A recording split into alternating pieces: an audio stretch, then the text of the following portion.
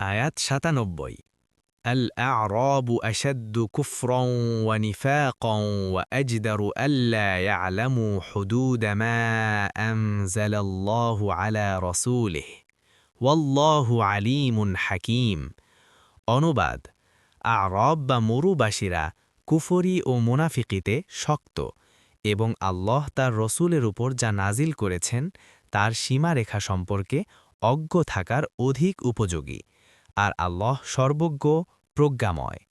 তাফসির ১ নং ফুটনোটের বিবরণ আরব শব্দটি আরব শব্দের বহুবচন নয়, বরং এটি একটি শব্দ পদ বিশেষ যা শহরের বাইরের অধিবাসীদের বোঝানোর জন্য ব্যবহার করা হয়।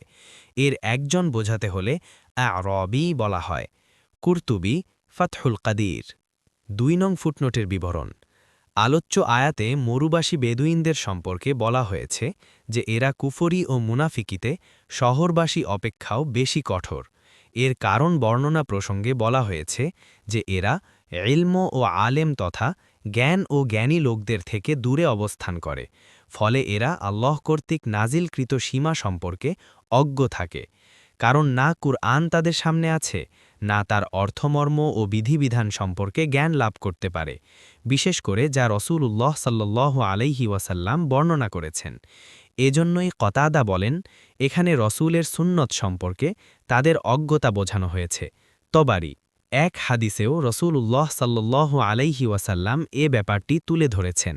তিনি বলেন, যে কেউ মরুবাসী হবে সে অসভ্য হবে, যে কেউ শিকারের পিছনে ছুটবে সে অন্যমনস্ক হবে, আর যে কেউ ক্ষমতাসীনদের কাছে যাবে সে ফিতনায় পড়বে। আবু দাউদ 2859। আর যেহেতু অসভ্যতা বেদুইনদের সাধারণ নিয়ম, তাই আল্লাহ তাদের মধ্য থেকে কোনো নবী রাসূল পাঠাননি। আল্লাহ বলেন, আর আমরা আপনার আগে কেবল জনপদবাসীদের মধ্য থেকে পুরুষদেরকে রসূল বানিয়েছিলাম। সূরা ইউসুফ ১০৯।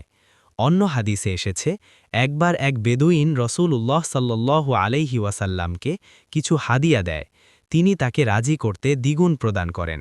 তখন তিনি বলেছেন, আল্লাহের শপথ, আমি সিদ্ধান্ত নিয়েছি যে হাদিয়া শুধু কুরাইশি অথবা সাকফি অথবা আনসারি বা দাউসির থেকেই নেব। তিরমিজি ৩৯৪৫। কারণ এ গোত্রগুলো লোকালয়ে বাস করার কারণে তাদের মধ্যে সভ্যতা সংস্কৃতি রয়েছে। ইবনে কাফির আয়াত ৯৮ ومن الأعراب من يتخذ ما ينفق مغرما ويتربص بكم الدوائر عليهم دائرة السوء والله سميع عليم অনুবাদ আর মরুবাসীদের কেউ কেউ যা তারা আল্লাহের পথে ব্যয় করে তা জরিমানা গণ্য করে এবং তোমাদের বিপর্যয়ের প্রতীক্ষা করে, তাদের ওপরই হোক নিকৃষ্টতম বিপর্যয়, আর আল্লাহ সর্বশ্রোতা সর্বজ্ঞ। তাফসির ১ নং ফুটনোটের বিবরণ এ আয়াতেও এ সমস্ত বেদুইনেরই একটি অবস্থা বর্ণনা করা হয়েছে। বলা হয়েছে যে এরা জাকাত, জিহাদ প্রভৃতিতে যে অর্থ ব্যয় করে তাকে এক প্রকার জরিমানা বলে মনে করে।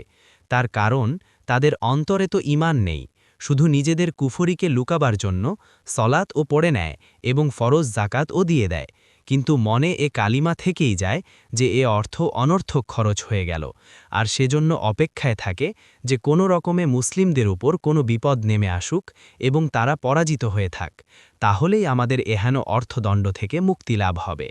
আল্লাহ তাআলা তাদের উত্তরে বলছেন, তাদেরই ওপর মন্দ অবস্থা আসবে, আর এরা নিজেদের সেসব কাজকর্ম ও কথাবার্তার কারণে অধিকতর অপমানিত।